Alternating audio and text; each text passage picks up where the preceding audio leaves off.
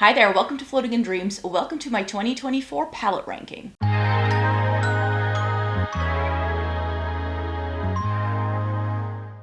Welcome to everybody watching today. Thank you so very much for joining me. It is 2025, but I haven't ranked all of the eyeshadow palettes I tried in 2024 yet, so I thought I could do that as soon as January had started.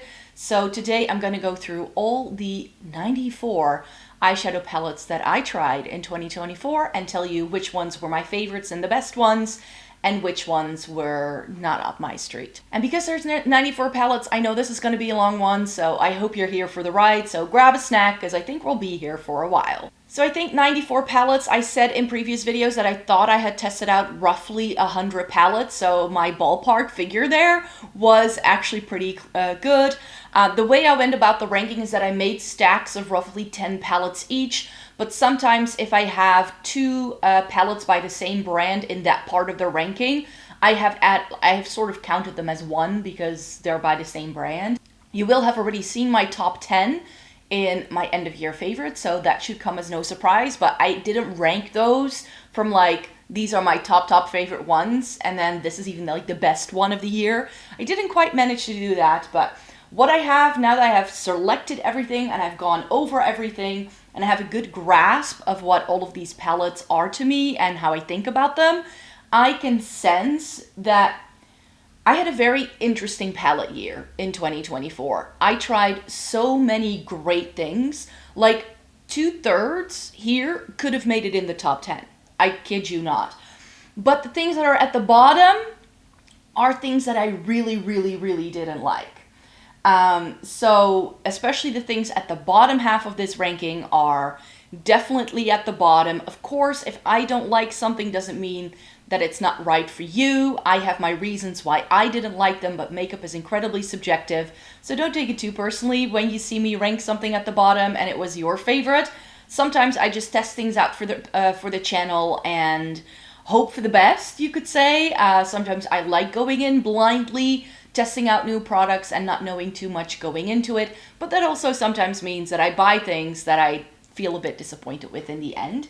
But yeah, let's get to these 94 palettes because this is going to be a long one. And all the way at the bottom is these four from Isadora. These aren't bad. It's just when I was testing these out, I tested them out for you in December.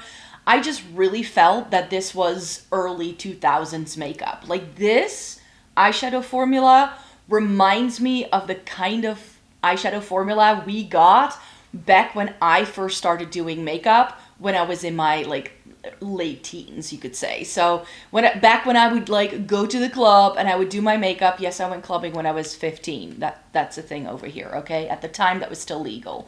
But I had this really colorful number. This is Palm Beach. And this right here is Vintage Velvet.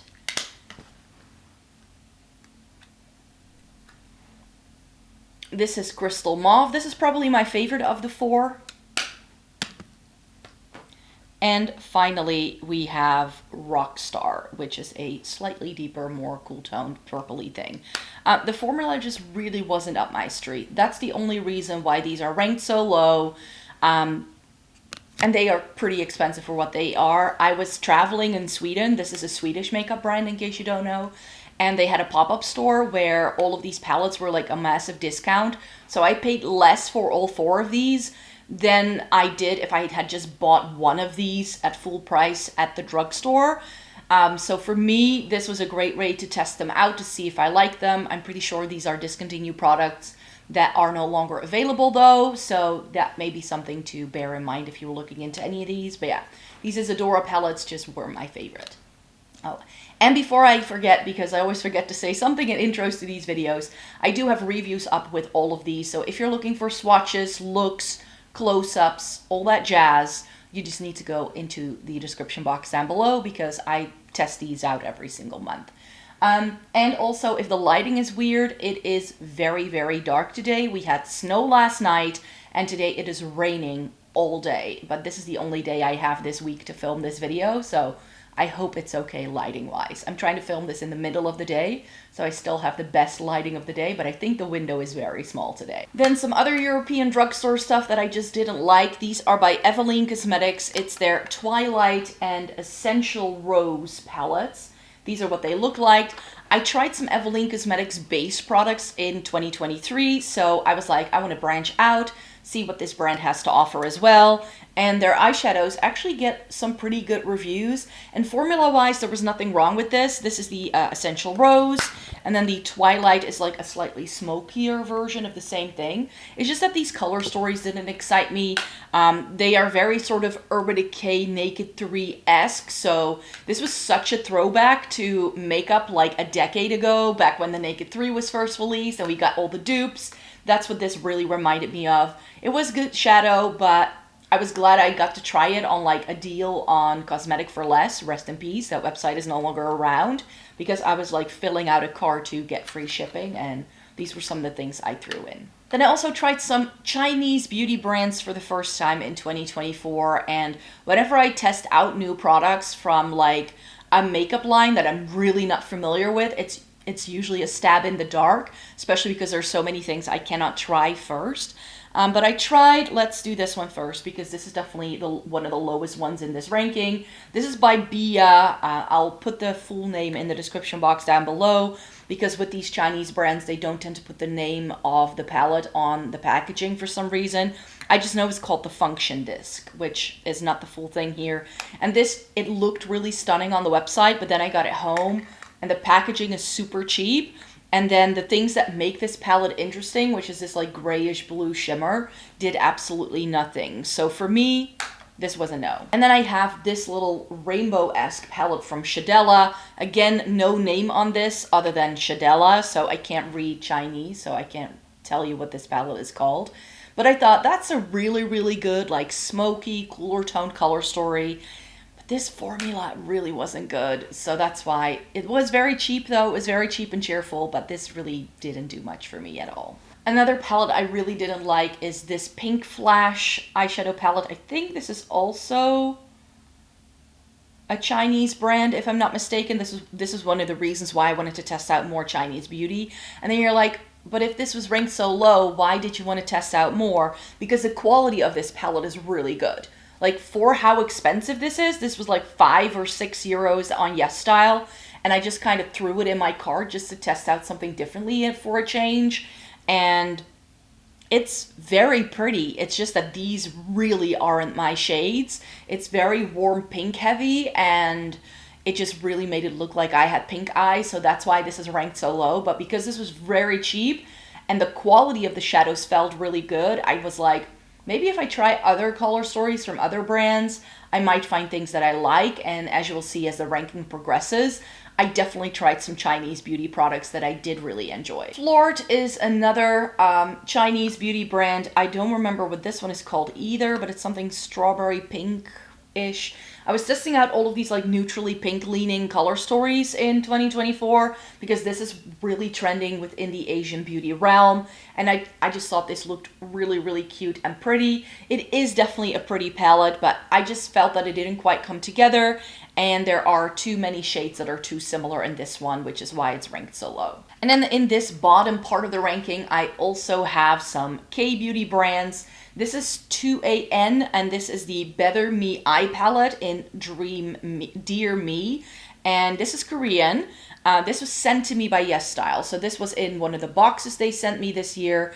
For some reason, YESSTYLE has now decided that I sometimes receive one of their boxes. I can apply for it, and then they pick people who get it, whatever. But this was in one of those boxes, so I didn't pick this out myself.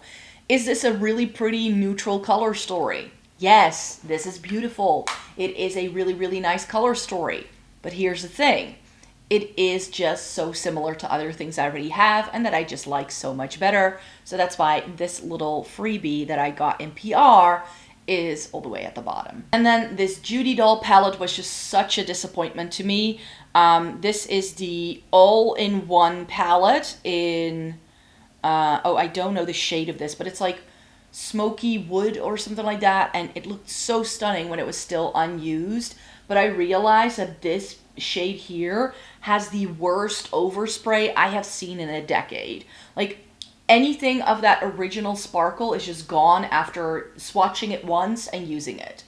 It's completely gone. The shade underneath is really pretty, but it's like a satin mauve, and that really intense shimmer that it has is completely gone. So for me, that was a bit of a dud for me. I just felt very duped by this palette, even though the product itself was really nice. And you get some bigger pans in here as well, because this is supposed to also be used on the rest of your face. But yeah, for me, this was a big no-no. And then I got some more things that were gifts to me by a subscriber. I was sent a lovely care package by someone over the summertime because I had said something in a video and they're like, oh, I have that palette, would you like to try it? That is ranked a lot higher, but she threw in some other bits. And even though I really appreciated the gift, I didn't always love the products in there, and that's nothing on her.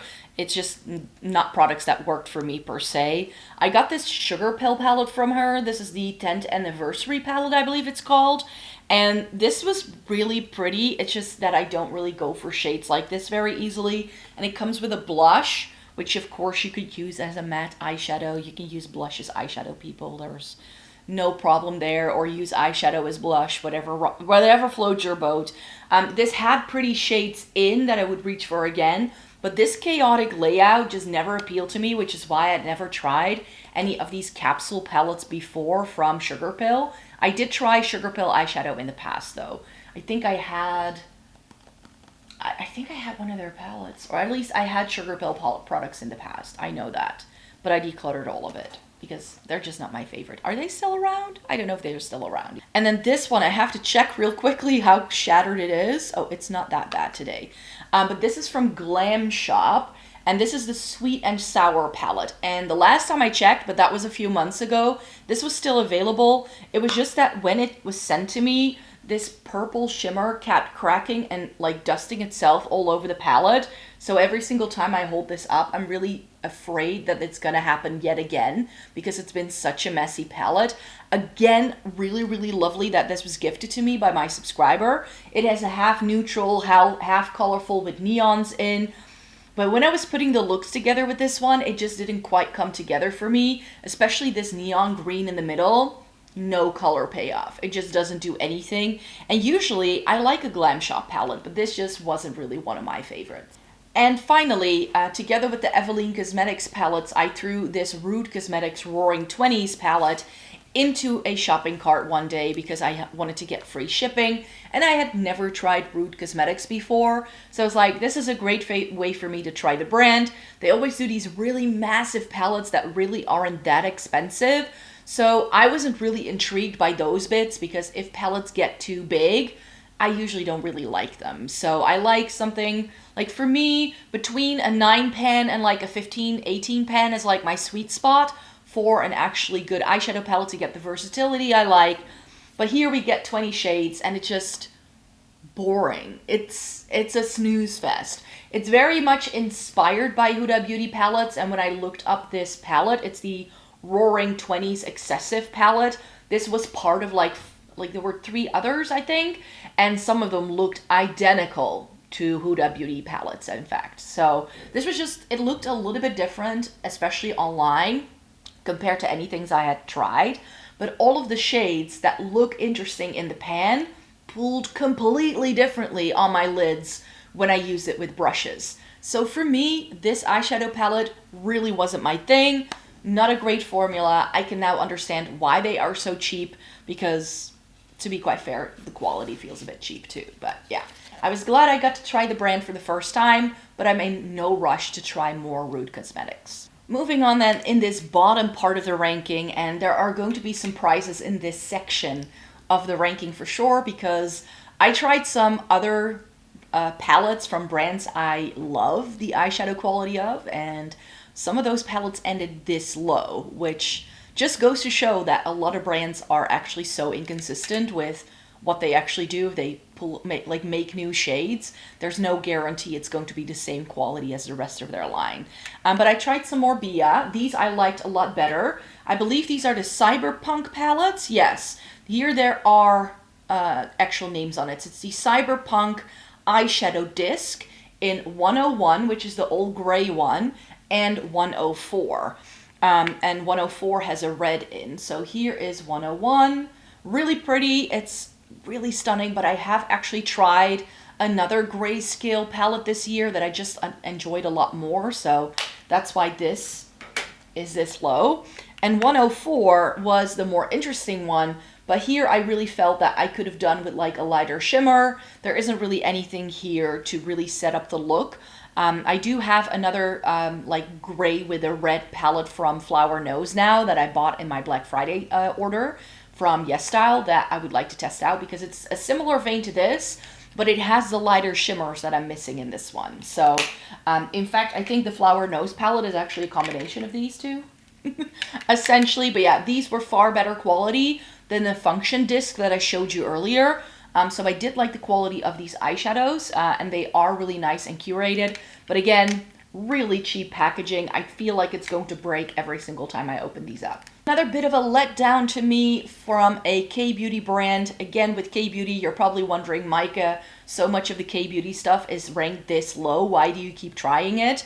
Because as you will see when we get to the rest of this ranking, when I love a K-beauty product, I love it hard. So it's worth it to me to weed through it and try different brands to see if I like those. But I feel like I have kind of like honed in on my favorites when it comes to K-beauty brands. And Dacique wasn't one of them. This is the Dacique Shadow Palette in Autumn Breeze. And this looked really cool toned online, and then I got it home and it was a lot more warm toned. So that was a bit disappointing to me. Is this nice eyeshadow? Yes, but it is that very sheer sort of pigmentation that K-beauty is known for. So if you don't like sheer things, you're probably not going to like it. That was not my issue with this. My issue mainly with it was because so many of the shades are identical. When I was using it, it reminded me a lot of the 3CE and Holika palettes I tried in 2023 when I first really started testing out K-beauty shadows. And those I decluttered this year because they just weren't my vibe. And this fits into a similar vein. Victoria Beckham Beauty, the eyeshadow, what's this called again? The Smoky Eye Brick in Royal. This is the blue tone palette. And I tried Tuxedo and fell in love with it hard when I tried it. I was like, this is amazing formula. I love the way this look comes together. And then I tried the blue and it was so patchy. It was so patchy. It just really didn't do what I want a blue eyeshadow look to do. Will I probably keep this around if I were to declutter my eyeshadow palette collection today? Yes, because it's Victoria Beckham, and I think it will go really nicely together with Tuxedo and some of the lip lusters and like other products I have from the brand. I can definitely use this in a look. It's just that I will probably forever and ever will be reaching for that deeper navy shade and ignore the rest of this palette because it's just, especially that bright blue, was a mess. And then, as no surprise to anyone, if you've been with me before, then Beauty Bay has never really made my favorite formula to begin with, and their Metamorphic palette that was a limited edition for Christmas at the end of 2023. I decided to buy it as like a bit of fun to see if I like the Beauty Bay formula better now. I have established for myself in 2024 that where it lies when it comes to Beauty Bay, for me, the product quality is so much better in their regular range than in these limited edition stuff. So limited edition palettes from Beauty Bay, I'm going to skip from now on out because I have found out that I don't love that formula.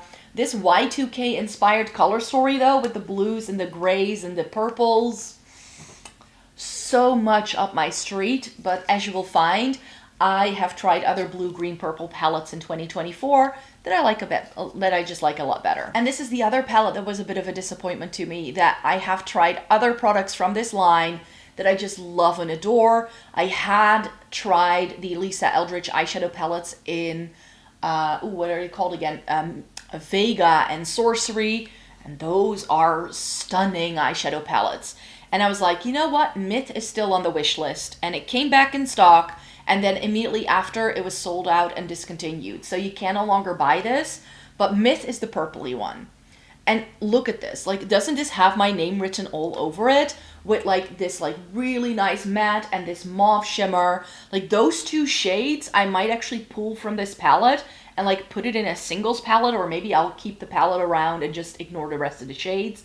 But the rest of this palette, no, no, no, no, no, no. This is randomly warm toned in a sea of cool tones. Don't get it. The black is not black enough in a way, and it's too stark of a clash with the rest. This duochrome sort of toppery thing, it pulls more pink on me, and then this was incredibly patchy. So it's not the Lisa Eldridge quality that I know she does in the other palettes I've tried, and there are really essentially only two shades here that I like the palette for, which for a palette this expensive, not worth it. Let me tell you, not worth it. I can now see why some of you who have, you know, when I've raved about Lisa Eldridge products in the past, have said that they didn't like the eyeshadows, because I can see if you got this kind of quality in the other palettes as well, or maybe if this is the only one you've tried, and this is like the only bad one you could say, I can see why. Purples are notoriously hard to formulate, so from that standpoint, I can sort of get it, but not from a brand like Lisa Eldridge, who is so well known from like really seeing through and like making sure all the quality is so on point. And with this one, I just really felt it was a miss. Another miss for me was another new to me brand that I hadn't tried before. This is by Martina Cosmetics. This is the Mini Choin to Choin. I don't know how to pronounce it. It's written here on the front. And it's essentially another like gray with lavender purpley shades. That's what I was hoping this would do. These shimmers are incredibly weak. It doesn't go past a satin. It does have lovely gray tones in, but I just felt this didn't deliver. And with brushes, this didn't really apply very well. It looked really prettily when I swatched it with fingers, but I don't want to have to use my fingers with a matte and then not be able to blend it for it to go patchy, you know? So this wasn't my favorite, but I think I may have people in my life who might like this instead. So I think this is an easy declutter come March when I fill my declutters. And this may also come as a surprise to me, because up until trying this palette, I had loved every single Fantasy Cosmetica palette I tried ever in my life. Enchanted Autumn was a collab together with Amanda from Makeup Just for Fun, a creator who I really enjoy watching from time to time. And this color story gave me all the fall vibes. It's muted neutrals with pops of color and really nice shimmers. That's what I know the brand for. That's what this looked like to me when I started trying it. But this is not the same shimmer formula as what I have found other Fantasy Cosmetica palettes to have. So I felt the shimmers were the biggest disappointment here.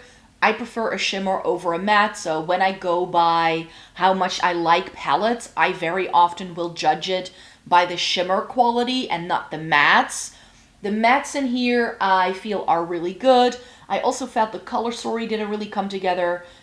This was far too gritty for my liking. The best shimmer in this entire palette is the green, that I did like, but these two felt really hard pressed. And maybe it's just mine because I have seen other creators ranking theirs a lot higher. But you will see I do like all the other Fantasy Cosmetica stuff I tried this year. It wasn't quite top 10 material for me this year, but it's very, very high up some of the other palettes I tried. And I think I've tested out every single release they did this year. So there's more Fantasy Cosmetica coming. This just wasn't quite my favorite. And I put Floored somewhere all the way at the bottom, and they are still somewhere at the bottom, but these Food Bear palettes I thought were a lot nicer. The 01 shade is really pretty. You get enough here, even though it's only 4 pans to set up a look. It's probably going to be the same look every time you do it, though. These are meant to go onto a keychain, which is why they have this little thing here, so you can, like, put it on your keys. With this cheap packaging, I wouldn't do it because it will break off in like no time. This one was very pretty. And actually, when I was wearing both of these, I got lots of compliments at work when I was wearing them on my eyes for my little test. I think I like this better because you do get a crease shade. The lavender and also the blue in the other palette are a bit weak. Even with a very dense brush, I felt like I couldn't really build them up in the way I would want to. but this silvery taupey shimmer is really lovely. And this sparkly black, I normally don't like shades like that, but it was black. One of the blackest blacks I've ever come across. This part of the ranking, we also have the Peri Para Hip Gray palette. This is the second time I test out one of these All About Mood palettes. This came out in a special collection that they did, I think in 2024 or possibly at the end of 2023, but this isn't gray. When I looked at it online, it looked so gray toned. I was like, oh, that could be really pretty. It has gray tones in it, but for the most part, it's browns. So the name I don't get. Are they pretty browns? Yes, but I've just found that this Peri Para formula just isn't my favorite. And where the other one that I tested out, which was like a fall-inspired palette, had a really nice sort of putty shade in, that's sort of missing here. So I'm getting fewer of the really nice shimmers that the other one had that I decluttered because I didn't love that one either. But yeah, the Peri Para eyeshadows, not a fan. I love their lip products. They do some really nice things. I have a couple of bits by them that I really enjoy, but their eyeshadow palettes aren't quite it, and I don't love how bulky this is. Like, look at how thick that plastic is. Such a pain to store as well with this weird rectangular shape. All across the board, there's something I have to say about this, where I'm like, not really. And then finally, in this section of the ranking, I have Go-Go Tales for you. Cheap, cheerful, Chinese-made, Chinese brand, and these surprised me a lot. This is the just collection eyeshadow palette in G01. But this is a cool tone color story after my heart. Really nice neutrals in here. Is it very similar? Yes. It's very sort of like the color story that I wanted the Dasique one to have, but still with way too many shades that are very similar, but it has some stunning taupey things. This is definitely a contender to, even though it's at the bottom of the ranking, to still stay in my collection because I really enjoy the shades. But this I felt was nothing special. This didn't wow me. It didn't blow me away. It didn't really add much to my collection. In fact, I ranked all of the different color stories in my eyeshadow palette collection over the summertime, and I just realized when I was doing those rankings that like half of what I have is far too similar to one another. So the declutter this year needs to really be very critical, but this may be something that survives just because I did like the formula so much and I like the color story. But the Sweet Dreams palette in G03, this is the Fairy House eyeshadow palette. And this is another really lovely sort of like cooler tone with some browns. The pop of blue in here actually did work compared to the Floored ones. A nice, really intense black. Again, one of the blackest blacks I've come across. When this came, the black was covered with an extra piece of plastic just to protect it from exploding from all over the other shades, I think. Some really stunning shimmers in here. I would have just wanted more than 2 shimmers in here. Why are there only 2 shimmers? Like, these 3 shades I didn't need.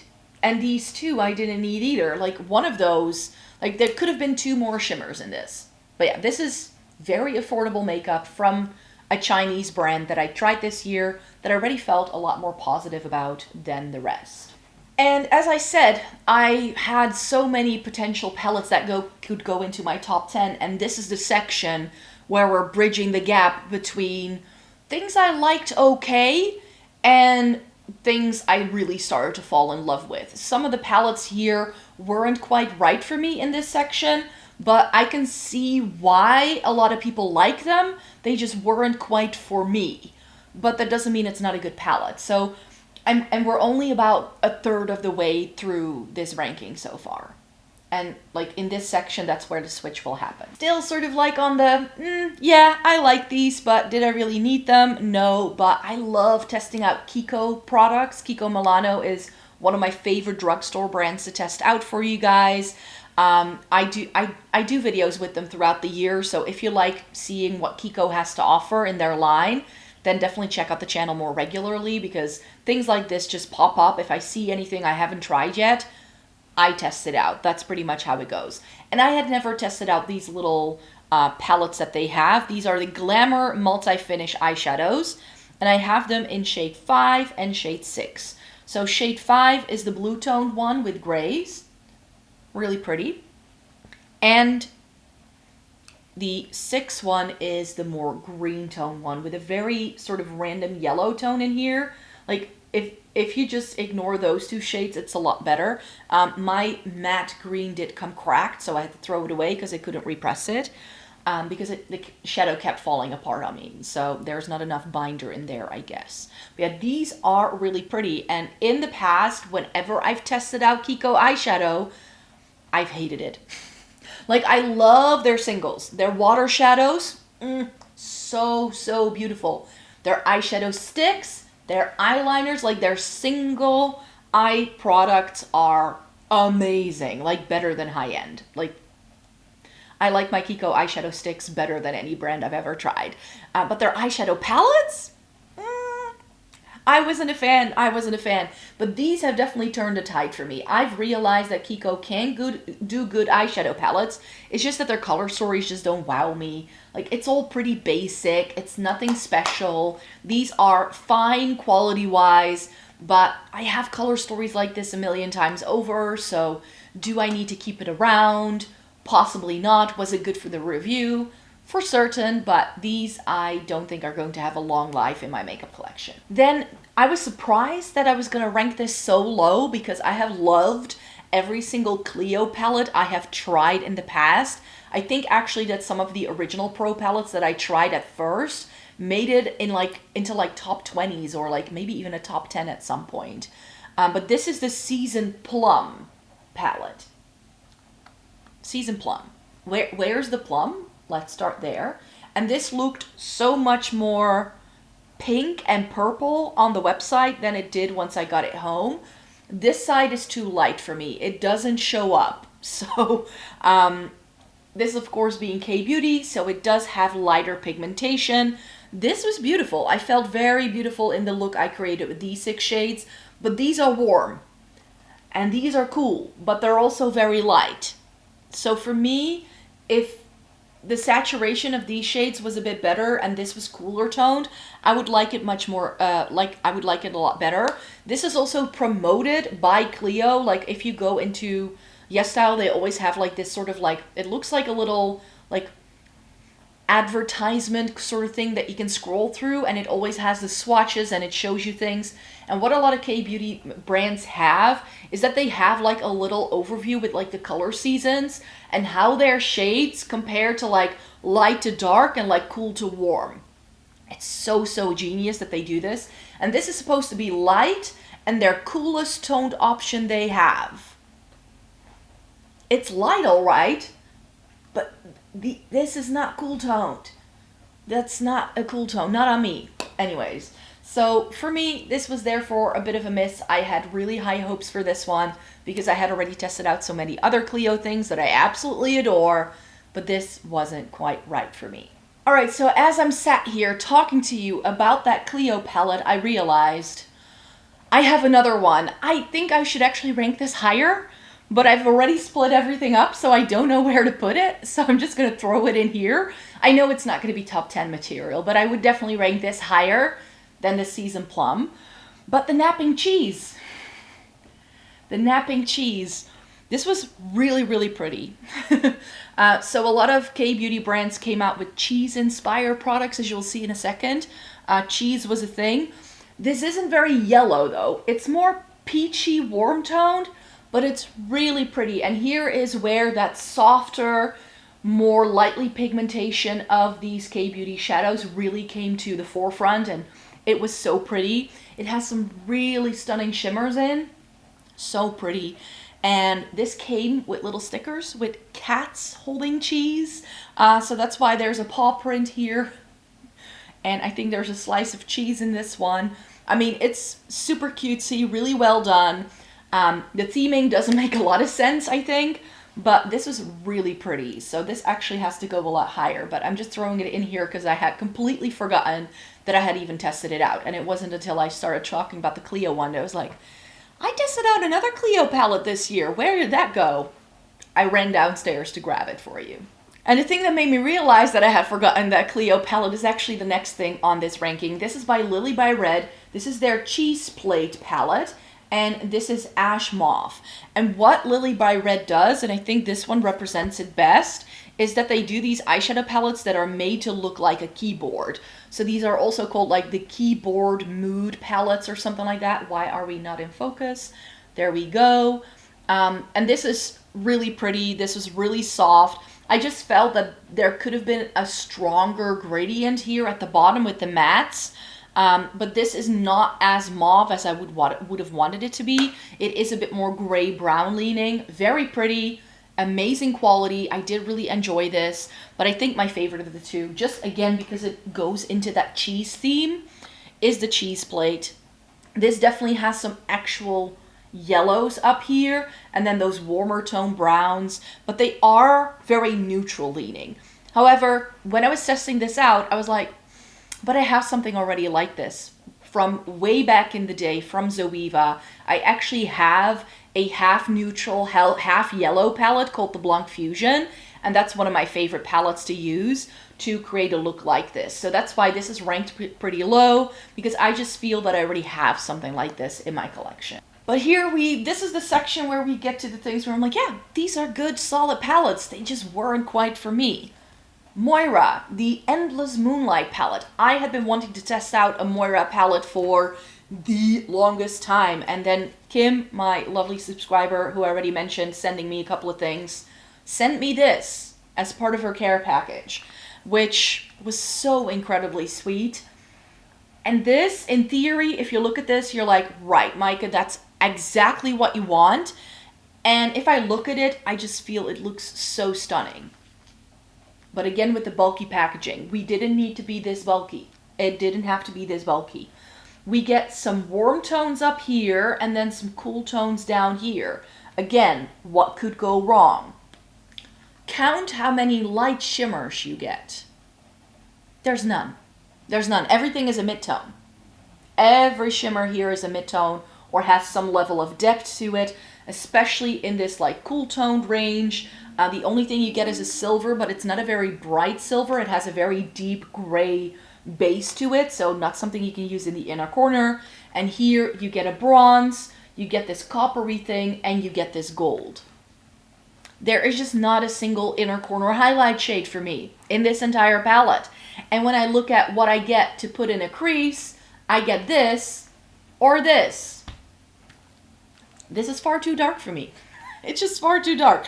This I could still use to sort of bridge the gap. This would work with most of the shades, but yeah, I just didn't feel like this really gave me the shades I wanted for the placements where I wanted it to go on my lids personally. So is this a amazingly good neutral color story? If this has the shades that you love for the placement of shadows of how you like to do your makeup, this is a good palette for an affordable price point. I'm not gonna knock it for that. It just didn't work with how I like doing my makeup. So that's why this is in the bottom part of a ranking, but not because it just wasn't right for me. Another one where I felt it just wasn't quite right for me, but I'm glad I got to try it, is the reason why Kim sent me the entire care package. It's the Biya by Natasha Denona. I said in an eyeshadow palette week video back in April that this is one that got away from me. That back in the day when Natasha Denona was exclusively doing the $120 palettes, 125, 129, I don't remember, but the bigger palettes like this one, that this was one that I would have loved to get because it seems like such a good neutral color story. The reason why I never got it is because this doesn't have the kind of shimmers I like, because we only get this bronze, this here, and this sort of like peachy pink in the middle. There's only two, maybe if you count the black, 3 real cool tones. So that's another thing that was holding me back. But this spring, I fell back in love with warm tones, as you will see later on in the video. So I was like, I want to test this out. And she was like, oh, I have mine, but I never use it. So if you want to, you can test it out for the channel. And I was like, no, it's fine. And then one day I came home and there was a package sitting on my doorstep with this and some of those other palettes in there, which was very generous and really sweet and something she really didn't have to do. Is this stunning makeup? Yes. Has Natasha Denona, since releasing this palette, released other palettes that can do this? Yes. And has she since updated her formula? Also, yes. So for me, I'm really glad I got to test it out from a reviewer's perspective. This made a lot of sense for me to try it because it really made me being able to compare and contrast something like the I Need a Nude and some of the other things that are still coming up later in the video. So this was lovely. It was a really good solid palette, but you can also tell its age. You know what I mean? You can tell that this is an earlier Natasha Denona palette, and it's not where the brand is at the minute, which is why I'm not ranking it super high, but this is a good one. If you still have this in your collection and you still love this, I can see why. I can see why, but too many mattes for this gal here. This palette right here, Clarity Cosmetics Bloom. So, so pretty. This is the mini Bloom, and this is one that I was wanting to test out back when it came out and it was super big, but Clarity Cosmetics was such an expensive brand for me to try, and then they dropped a Monolith and they still had this on stock, and I was like, right, this is going to be the moment where I try Clarity Cosmetics, because I always love testing out one or two, not one or two, I think I tested out like 25 new to me brands in 2024. But yeah, this was one of those brands that I tested out. And then I realized as I was testing this out that this is amazing eyeshadow. It's super pigmented, if that's your thing. These shimmers are something else, but it is a difficult formula to work with. And if you're pale-faced like me, this is far too dark. This is such a good palette if you have deep skin, like medium to deep. You're gonna love it. If you have a warm undertone, you're gonna love it. I was hoping this could be the blue, green, purple color story of my dreams, but this was far too saturated to make it work, and then it just looked like everything started to blend together and look the same because it was so, so pigmented. I don't need this level of pigmentation. There is a reason why I love those really sheer K-beauty things, because it makes it so easy for me to just whack on and be out the door. That takes me no effort to use. This does. It just wasn't for me. That was the conclusion I came to when I was testing this out. It was far too dark, far too saturated, but is it good eyeshadow? Oh yes. Oh yes. And this is an eyeshadow palette from Unearthly that I decided to test out because so many of you were begging me to test out the reformulated Unearthly formula. Because I have a lot of the older palettes that they used to do back when they were still called Alien Cosmetics, which is why I always call them by the wrong name, because I have so many palettes that don't have like the pretty packaging, and it's like from way back in the day when they first got started. Those are the ones I love. The Fairy Frolic, the Lore, the Strawberry Milkshake, what's the other one that I really like? The Poison Apple, which was the Serendipity palette. The Fall Magic keeps going into favorites lists every year because I still love it. I go back to it all the time. But those are all the old formula.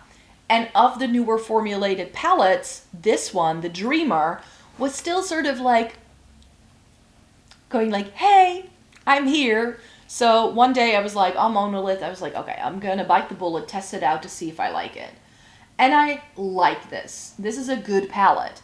I have just found out that I don't like the reformulation of the shimmers that Unearthly now does, which is why I haven't bought a single new Unearthly palette, because remember what I said earlier? I really want there to be good shimmers that I can like pick up with a brush and that are still blendable and that can look differently depending on how I use it. If I use different techniques with different brushes or my finger, I get a different effect.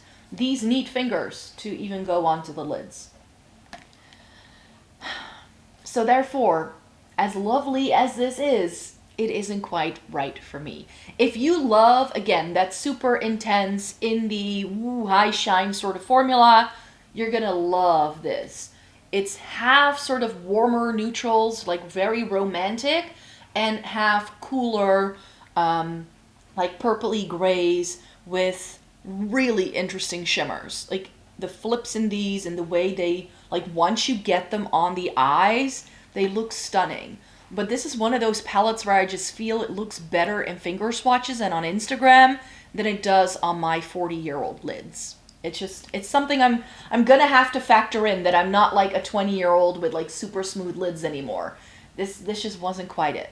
Another thing by a brand that I love, but that again wasn't quite it, is the first Gal on the Moon from Gloss Gods. And when I was saying this for the first time on my channel, in my review, some people were saying, oh, but you need to use it in a different way, or maybe you got an old one. I got this when it relaunched. It was gone for like a good 2 years. So it's not as if the brand had an old one that they were sending out to people. This is the new reformulated first Gal on the Moon, and this is so hard pressed that I didn't love it. The things that are especially hard pressed are the multi-chromes, because this has 3 shifty shades in, and overall it is mainly like a purple, blue, green sort of shimmering thing. And I like some of the other old shimmer palettes I have from them. I have the Dancing in the Sky, and I have the Color of Rain, and those I liked a lot better. But this, it almost felt like it didn't have the same formula. It feels very hard pressed in the pan. And while there are some shades in here that I really, really enjoy, I just didn't love this as much as I thought I was going to before I started it. Truth be told, this is definitely the kind of palette that is more aimed at people who do super creative things with their makeup looks, which isn't me. So was I the target audience for this palette? I don't think so. So that's why I think maybe if I was more creative with my makeup looks, maybe if I wet those multi-chromes, it might still work really well. But here's the thing, I have plenty of eyeshadow, as evidenced by this video, 95 eyeshadow palettes, people, in a year that I've tested out. Not everything can be good and my favorite. And this is ranked pretty low for how much I liked it, but I just realized that there were other Fantasy Cosmetica releases I just liked so much better. But the Warlock is good.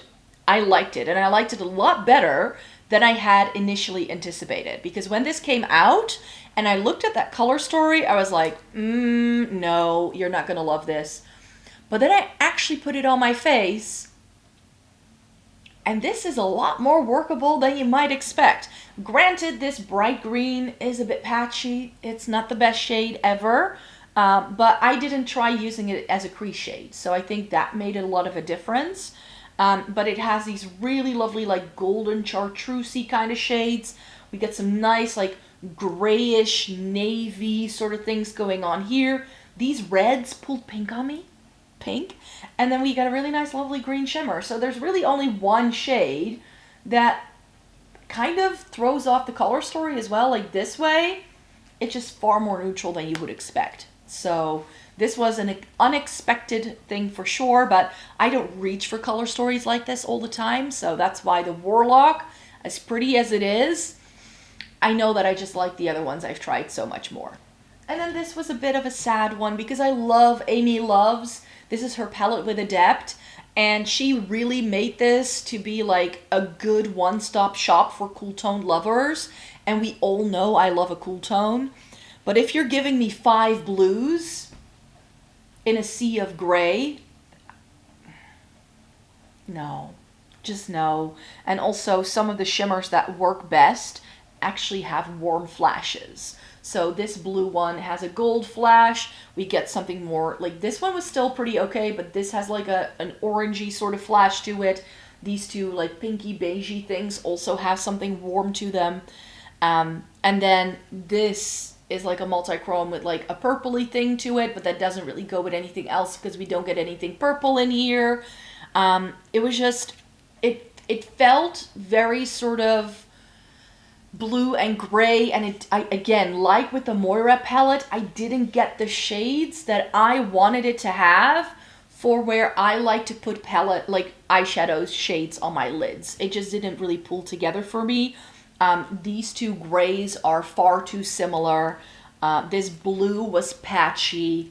It is definitely an Adept palette with more mattes than I've ever seen them do, because usually you only get 2, which is another reason why I usually don't love Adept, because they just throw in so many shimmers that you can no longer work with it anymore as a single palette. So that's been an issue that I've had with Adept in the past. Is this pretty? Yes. But this being a one-stop shop cool tone color story for everyone, I definitely have tried other things this year that I feel fit that bill so much better. Next up, we have another part of the ranking where, again, it's similar to what we were just chatting about with some palettes that I think are really nice, but I have to make choices, people. I have to make choices. And we're gonna kick this off, and we're gonna kick things off with these two by MUA. I've tried so many of the MUA palettes now. I tried 2 of the cool tone ones in 2023, I should say. But in 2024, I decided to test the more neutrally things out. And these are good. They are the same quality as the cool tone things. It's just that these kind of color stories aren't things I necessarily want to reach for. I just wanted to test out more of these to see how consistent they were. And they were consistent, but there's a reason why I didn't pick the Neutral Wanderlust and Desert Bloom out as my first 2 picks from this line, because this isn't where my heart lies. This like warmy rose toned kind of thing I'm just a bit over, and also these warmer neutrals I'm like, yeah, I like it. This one is really especially pretty. The packaging of these is super cheap, but where the cool tone versions of these palettes made it into like my top 20 list of 2023, these aren't quite the same, I feel. And I tested out a whole host of Glam Light this year, but of all the Glam Light palettes I tried, this one is the one where I'm like, yeah, that's probably my least favorite. It's the Hershey's Cookies and Cream palette, in case you're wondering. Really stunning, but it is quite deep. It gets very warm here in a sea of, again, blues and grays, very similar to the Amy Loves palette, I feel. And it really only had one shimmer that I really liked, which you can see here. There's a huge dent in that taupey number, but I have plenty of other taupey shimmers. This was nice to try it because after trying another Glam Light palette that you'll see later on in the video, I decided to test out some more by the brand to see how much I like them. And this was okay. This was good quality makeup. It's just that the color story was a bit lacking for me. And I felt similarly about this. I like Blend Bunny. This is an amazing brand that's very sort of creative, spirit, Instagram baddie sort of focus, which isn't me. So that's why I keep trying Blend Bunny palettes to see if there are any palettes that I might like. But very often there's something with the palette where I'm like, not exactly perfect. But the lure was a blue-green purple color story that of course I had to test out, because I love me a blue, green, and a purple, as we will see later on. But what I just felt with this palette is that the jump between this and this is far too big. Therefore, these all kind of look the same. These like this mid-tone row is far too bright to go with the deep tones that we're getting. So the idea, of course, with Blend Bunny is that you get 3 shades that should blend together perfectly in terms of mattes and a shimmer. There was only one shimmer that I felt really went with the rest, and it was this. Like the neutral row was my favorite. The colorful things, not quite, and I've said this many times in the past whenever I've tried Blend Bunny palettes, I want there to be more shimmers. That's why they don't rank in like my top favorite. Is this really good eyeshadow quality? Yes. I can't knock them for that. It's just that color story wise, this didn't really come together for me. And I think it has to do with my fair skin. I think if you have medium skin, that these shades are going to pull up differently and it's going to work a lot better for you. But that's why it didn't work for me. This is a palette that I don't think I graced with an actual full-on review, but I did use it in a video. So I'll link you to that video instead. And it is the Soft Peony from Catrice. And this is from that range that they did a couple of years ago. I did an entire video testing out the 4 palettes that initially launched in one video. And this is pretty. This is that soft pink with grays that I've seen so many Asian beauty brands do. But I think this is actually one of the best things that does that I tried all year. This is so lovely. This was actually really good. But the quality of these palettes, I feel, isn't the good Catrice quality. This one was better than some of the other ones I've tested out in the range, because the other ones all got these weird dark patches wherever my finger or my brush had been. So that made them look really terrible really quickly. This one doesn't do it. So I think they must have done something to the formula to tweak it and make it a little bit differently. It does have some really nice cooler tone pinks in there with some grays and some silvers. So this color story is definitely up my street. It's just that I have tried other things this year that are just so much better. This guy, LH Cosmetics Aim Higher. Again, it had to be ranked somewhere. And if I compare it to everything else I've tried this year, This is, again, really good eyeshadow. I love this formula. This is more like taupey gray leaning. This looks yellow, but it's not. It actually has some sort of blue flash, and it's very sort of transparent, actually, so I don't know why it shows up yellow in the pan. This was lovely, and I tried this after trying the Daybreak a year before, which I also really enjoyed. It's just that this formula doesn't swatch well. So if you go by finger swatches, this doesn't look good. You need to use it with brushes for it to go on okay. And this is really pretty. It's a very satisfying to use palette, but again, I've tried so many things this year that I've loved even more than I do this one. This was a bit of a dud. I still love the formula of this, but this is by M Cosmetics. This is their Divine Skies in Saturn's Return, and this is one I wanted to test out so terribly because this is marketed as a cool tone palette. Do you see what I see? That's not a cool tone palette. The browns in here are very warm. It just is.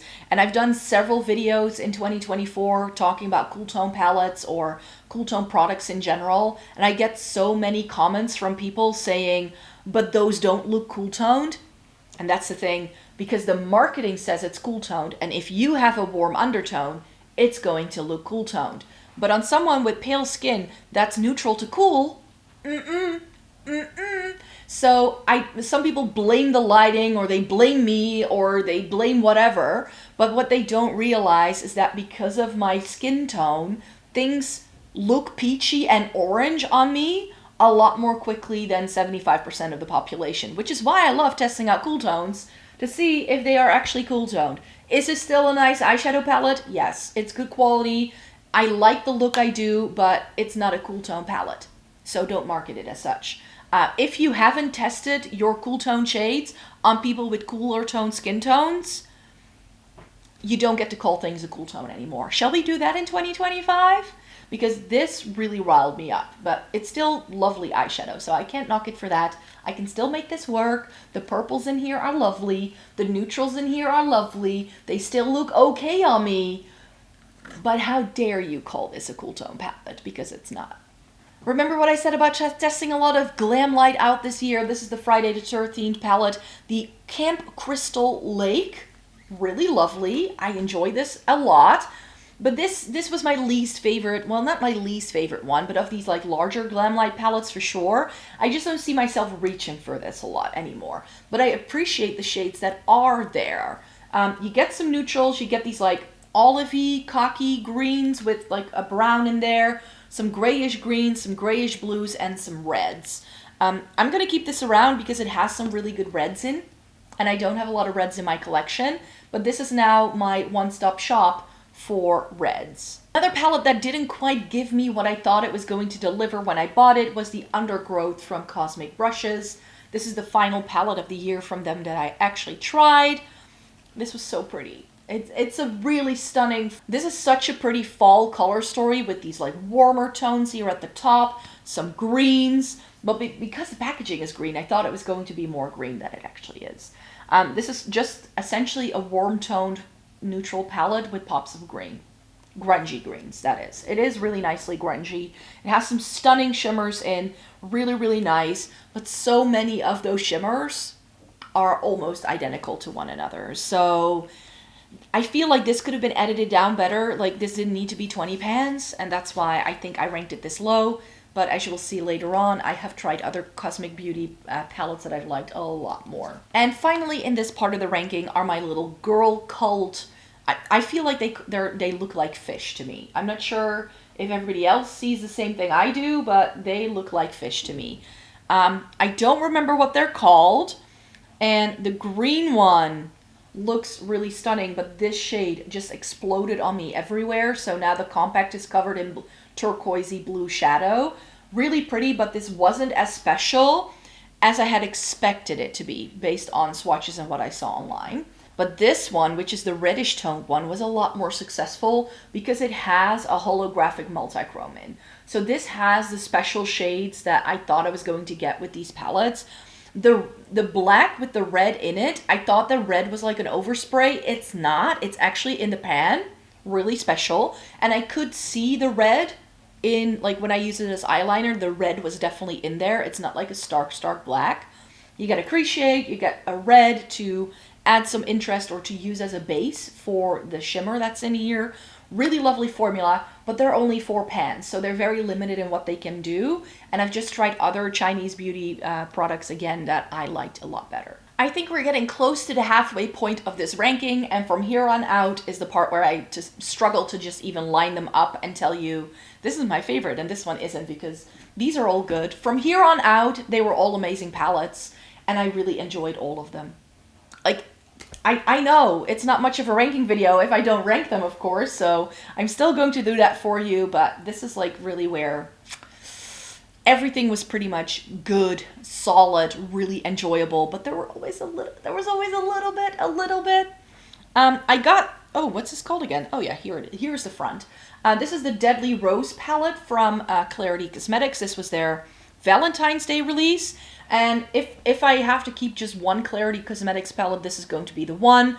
I really like this combination of like these cooler tones with the reds and like the green shimmers, and then this sparkly thing that keeps flaking off and going all over the place, but it is really lovely. The only thing I didn't love is that these shades are almost like putty. So when you stick your brush in, you're actually digging a little hole instead of picking up the product. So that was the only problem I had here, but these are really lovely, very stunning shades. And I now realize, looking at this, that this color story is very similar to the Friday the 13th.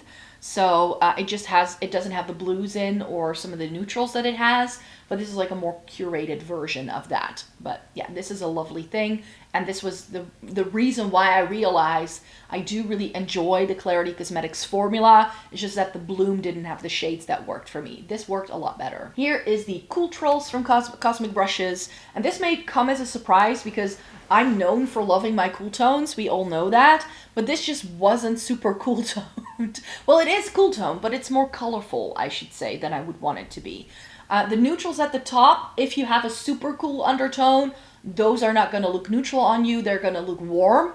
On me, they were definitely neutral to cool leaning. So if you have a warm undertone, they're probably going to pull up more cool toned than on me even. Here we have some purpley things. And then there's a lot of blues, you could say. Blues, periwinkle sort of shades.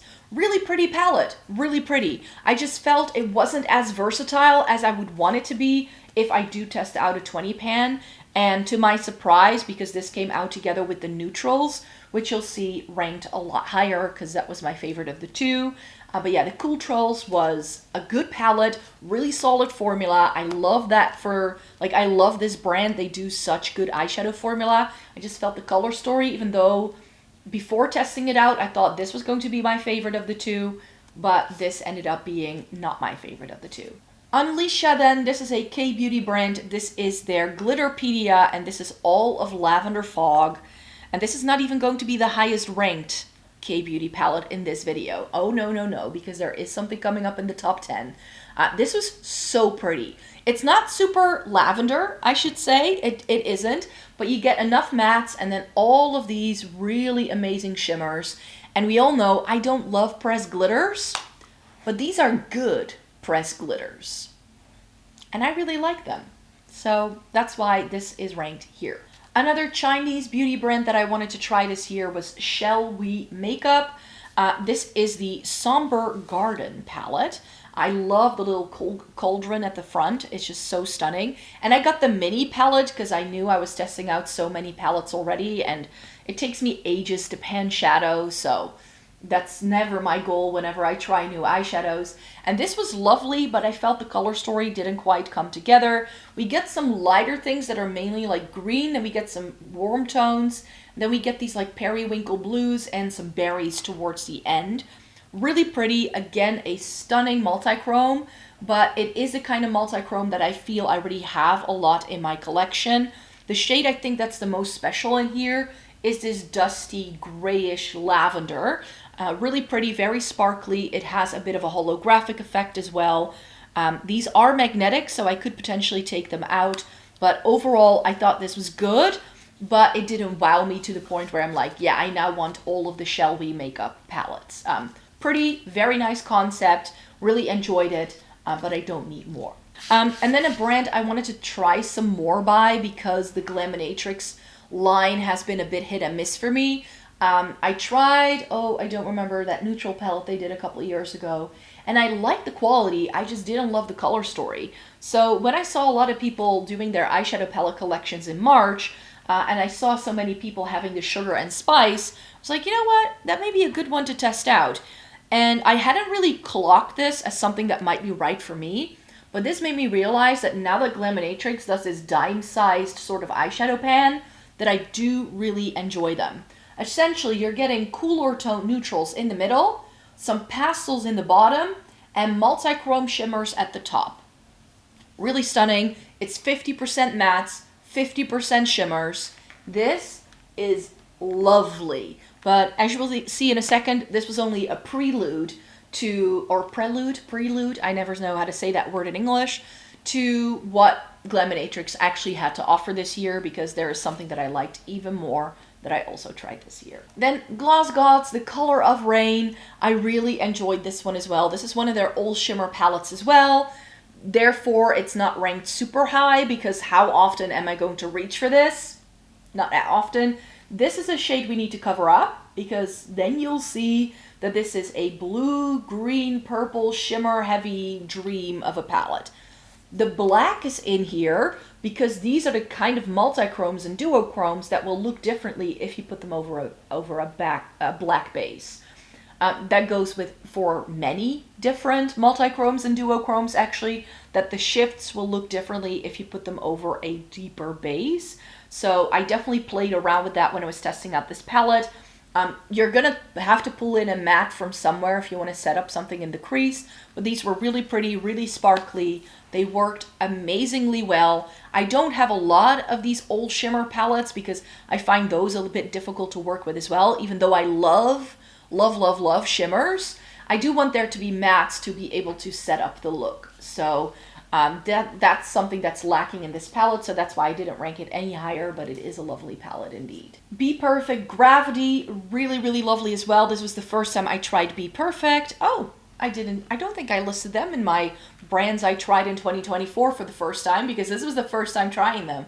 This is a really good sort of like smoky eye palette, and it definitely has a very similar vibe to what the Makeup by Mario Ethereal Eyes and Natasha Denona I Need a Nude have to offer. So remember when I tested them out, I tested them all out in the same month.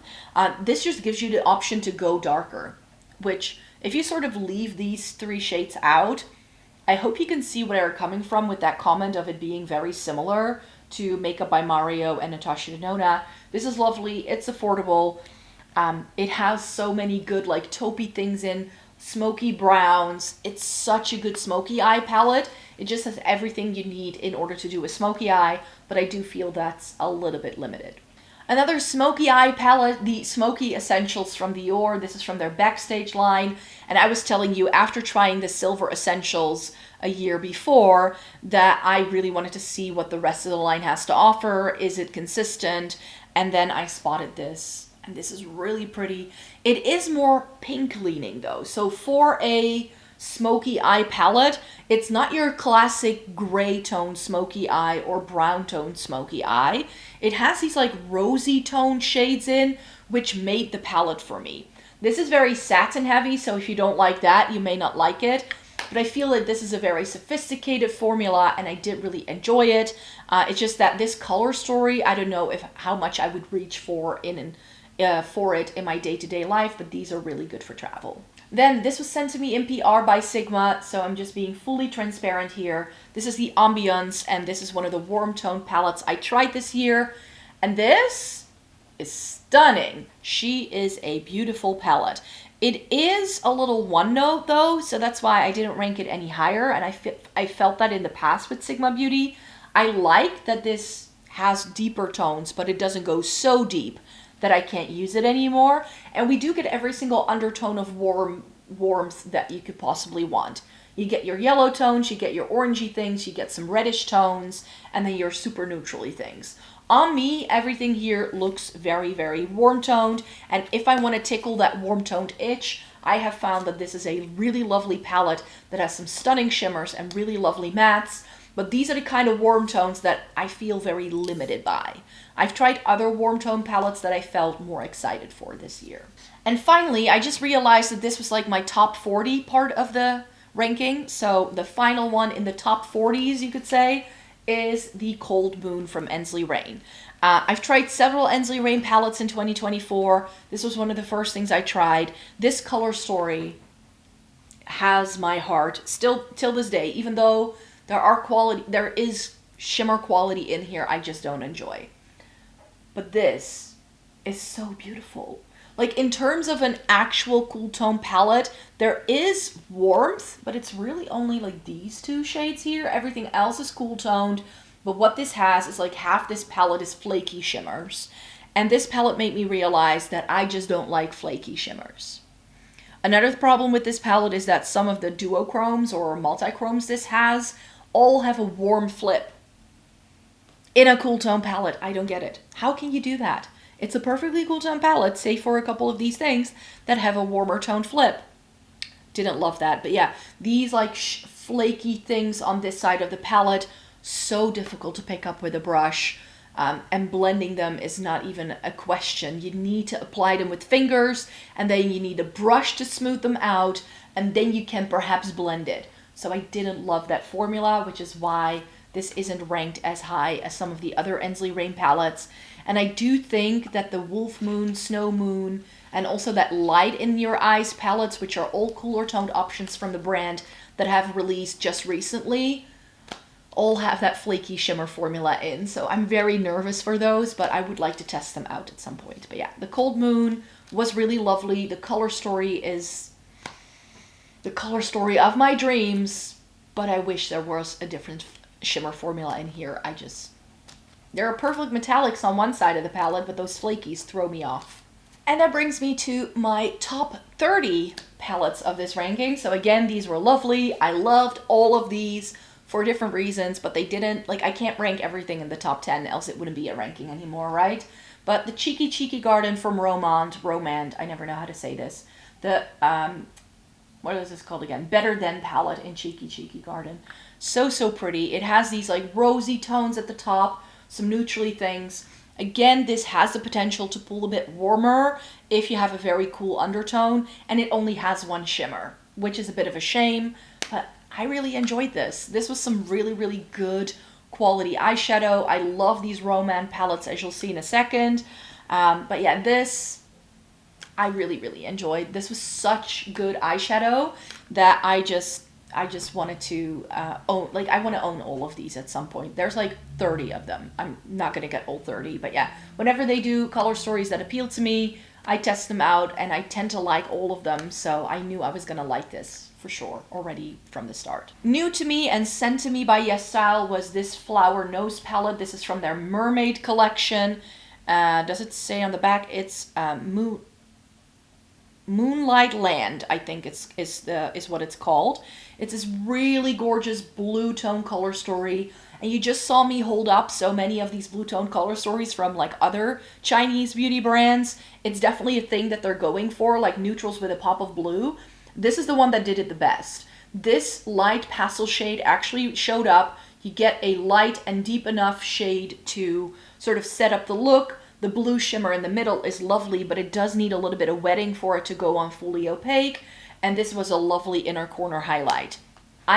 Because I swatched this before Black Friday, and so I knew when I wanted to like do my Black Friday orders that I wanted to get more Flower Nose, because I now have a feel for the formula, and I just want to see how consistent they actually are. So in 2025, you can expect me to test out more Flower Nose because I enjoyed this one so much. This may come as a surprise to some people, but the Lands of Enchanted by Ensley Rain, when I tested out just the Cold Moon and this one, I like this one better than the Cold Moon, so that's why this is ranked a little bit higher. And this is such a good pastel color story. So many pretty shades, and I just love that there's like a matte and a shimmer that you can combine no matter what you do. And what I did when I just tested it out is that I used it in like the columns it goes in, and that gives you a perfect mix of all of these different pastels that it has. You get your like really truly classic pastels but then you also get those like mid-tone things, and you get things that are really deep that will help to set up the look and deepen it up. So this is quite possibly one of the most well-rounded pastel palettes I've ever tried. It's blue, greens, and purples, so we also know I like that. But I also feel this has limitations. It's just far too big for my liking, that's already there. It's 25 shades, so big. And it's still, at the end of the day, a pastel palette, which I don't reach for a lot, like these sugary sort of shades. I do like them. I really enjoy this formula. I think it is really stunning. But I don't know how much I would be reaching for this, to be quite realistic with you. Another larger palette that I did really enjoy, this is now my favorite Blend Bunny palette, so don't think I don't like the brand, but Blend Bunny Longing came out this year, and it is their best cool tone color story they've done to date. You get some like grayish tones here, purpley tones, we have those greens in the middle, and some neutrals. I do feel it's very heavy on the green tones. This could pull a bit warm toned if you do have a very cool undertone, because essentially they are grayish olives. On me, they looked perfectly cool toned though, so for me it was no issue.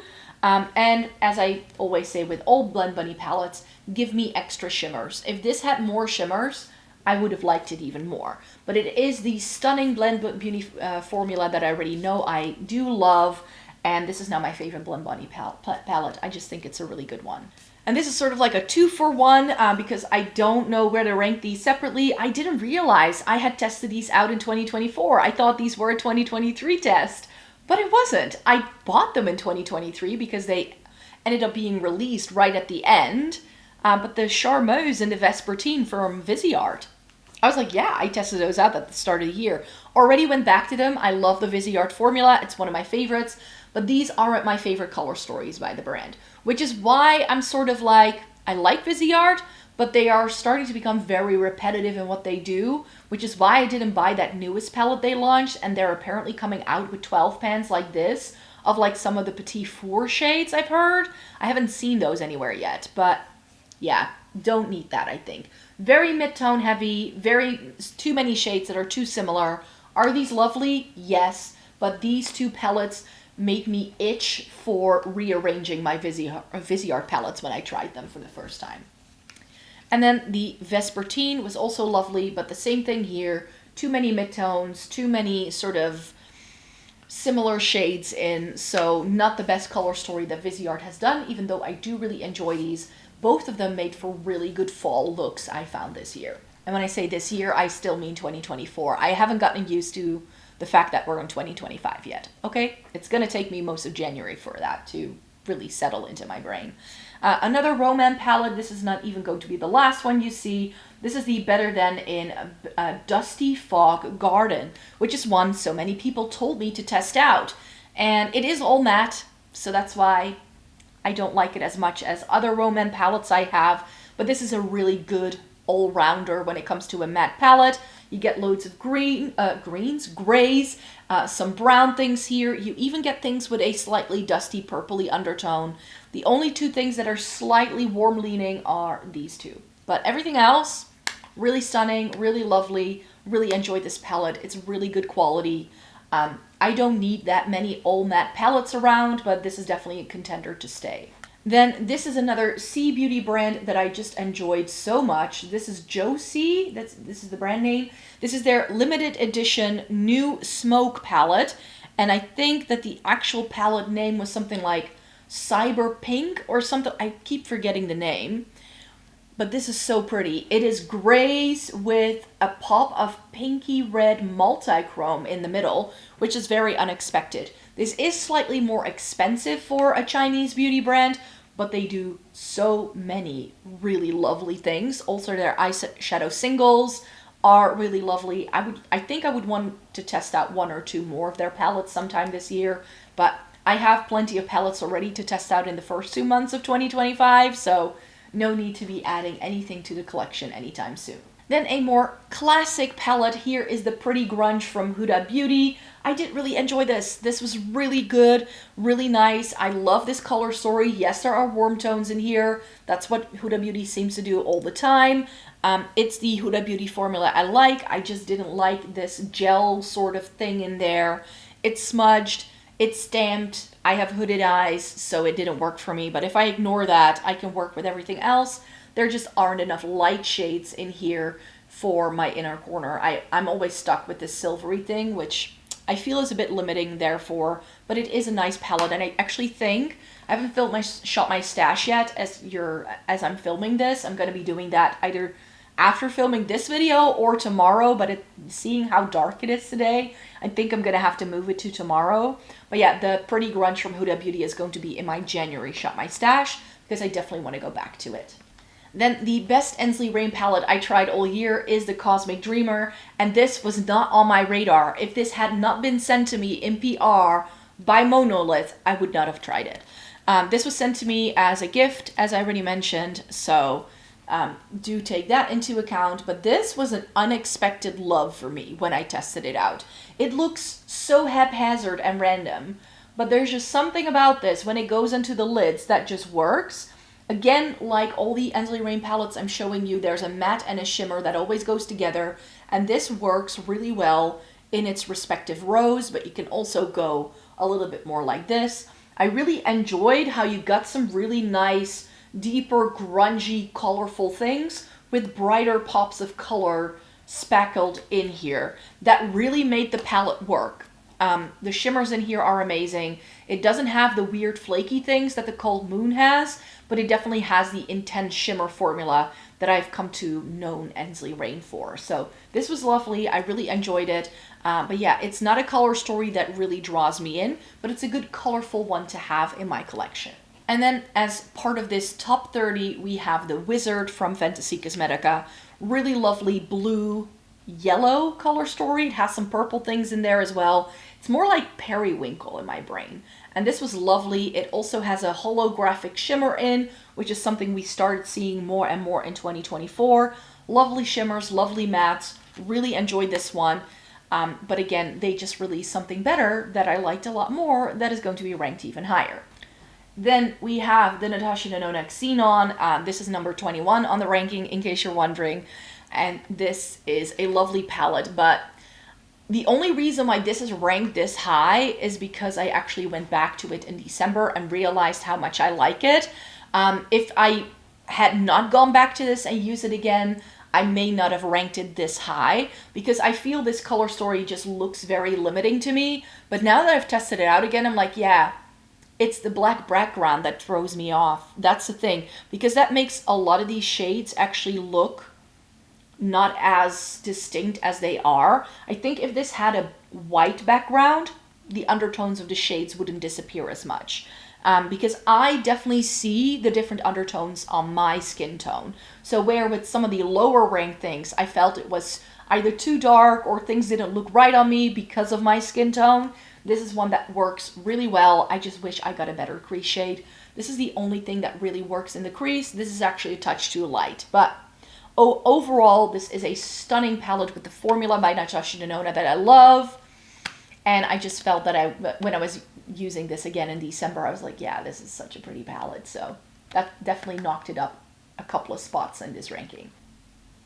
Are you ready for the top 20? Because that's where we're at the ranking. Number 20 is going to be my Gloss Gods Let's Get Nude. I told you there would be other warm tone palettes that were a lot higher up in the ranking than some of the other things I already showed you, and this was lovely. This is not my favorite Gloss Gods palettes of all time. You'll see that one in the top 10, which if you see my end of year favorites, you know exactly what that is going to be.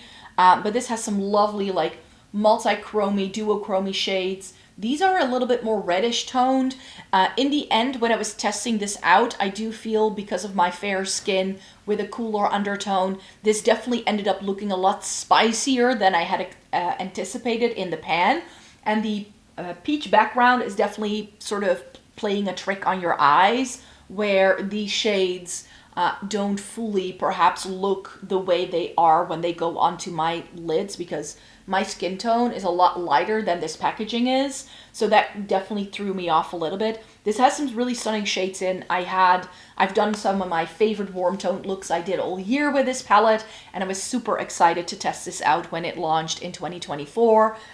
This is just a really solid warm tone palette that gives me a little bit more variation than the Sigma does. I felt that the Sigma one, because everything is so warm toned, it ends up looking very similarly on me. Again, I like a warm tone on myself, but because I have that cooler undertone, I feel it doesn't look as distinct on me as cooler tone things. It just doesn't. But this does give me the versatility that I want my most of my palettes to have. Number 19, the Fantasy Cosmetica Cradle in Ice. This is my highest ranked Fantasy Cosmetica palette. This was lovely. Yes, it has blues, but it also has plenty of neutrals. I have said how this and maybe that lighter pink, and there was another one, I think that's sort of like, it looks very warm toned because of the blue background, but this did pull neutral on me, so it was fine. If those 3 shades were cut from this palette and they had made it a 9-pan, I would have liked this better. I would have liked this better, but this is the Fantasy Cosmetica formula that I know I love. Great mattes, good shimmers. I felt super duper pretty when I was wearing this, so this really came together for me. I believe I sort of split the palette in half and did a look with 6 of these shades and these 6 shades, but this is one I will probably go back to some point in 2025 because I did really enjoy this one. It's not my favorite Fantasy Cosmetica palette ever. It's not. That's still the Rogue. I still love the Rogue best, but this is such a good addition to their line, and I really like the concept with the dragon. I just think that's really stunning too. This had to end up somewhere, and it ended up in spot number 18. This is the Makeup by Mario Ethereal Eyes Moonlight. As you will see, the other one is ranked higher. The Moonlight is really stunning. It is the cooler tone version of the original Ethereal Eyes that we got, that came back in 2023, so I picked it up then. Love the formula, and this formula is the same. It's very reflective packaging, so I hope, yeah, my camera is sort of adjusting right now. So this is really, really lovely. I get the taupey things that I'm sort of missing in the original Ethereal Eyes, so that's what I bought this palette for. Together, they're like the best of the best neutral palettes. The reason why I'm not ranking this in the top 10 is because this blue is a bit patchy. I didn't love the blue in here. I think it's best layered under some of these shimmers or used as liner or on the lower lash line. But I think if you were to try this with a fluffy brush in your crease, I think it's going to look a little bit patchy and messy. I didn't love it for that reason. It just feels too dry. But it's got a good black, really nice, lovely browns in here. You do get some gray tones in here as well. Really enjoyed it overall. I just felt the blue is really dragging this one down a bit for me. Number 17 then is the Ghostface Lives from Glamlight. And this is the palette that made me realize that Glamlight actually has a stunning formula. Before this, I had only tried one of their palettes and I didn't love it. I didn't get the hype. I was like, why is everybody loving on this brand? But then I tested this out earlier the year and I was like, ooh, that is like the grayscale palette of my dreams. Or so I thought until I hadn't tried everything yet, that you'll see in a second. But yeah, it has everything from bluish tone grays to purpley tone grays to greenish tone grays to taupey grays that pull a bit more brown. It has every variation of a gray that you could possibly want. So this palette was so up my street. It has, again, it could have perhaps done with like 1 or 2 more like shimmers, but it has some really special shimmers as well. I especially like this one. Really pretty duochromes in here. Stunning formula. It's got a good taupe shimmer. And it can go really dark and smoky and really give you that smoky eye. Or it can go into a more neutral everyday direction. So many options with this one. I thoroughly enjoyed it. Number 16 then. The Cool Neutrals from Sigma. The palette that had everyone up in arms because this is called Cool Neutrals. So I think because of the name, everybody wanted this to be a super duper cool tone palette. It's not. If you just go into that with that expectation that you're going to get warm tones, neutrals, and cool tones, cool neutrals, you'll get it. The only like true shades that I would skip in this are sort of like these two. This is more neutrally, this is more purpley, and then here you get your true cool tones. These are true neutrals. This is the only thing that on me pulls super warm, the gold and the yellowy mustard shade. But they do make for a good a complementary shade to some of the shades in here. Because what I love about these Sigma palettes so much is that you can use them as a duo, or you can use them as a quad, and then this is another quad, this is a quad, but this is also a quad, this is a quad, this is a quad, and you can even take these two shades and transfer them into here, and you also have a quad.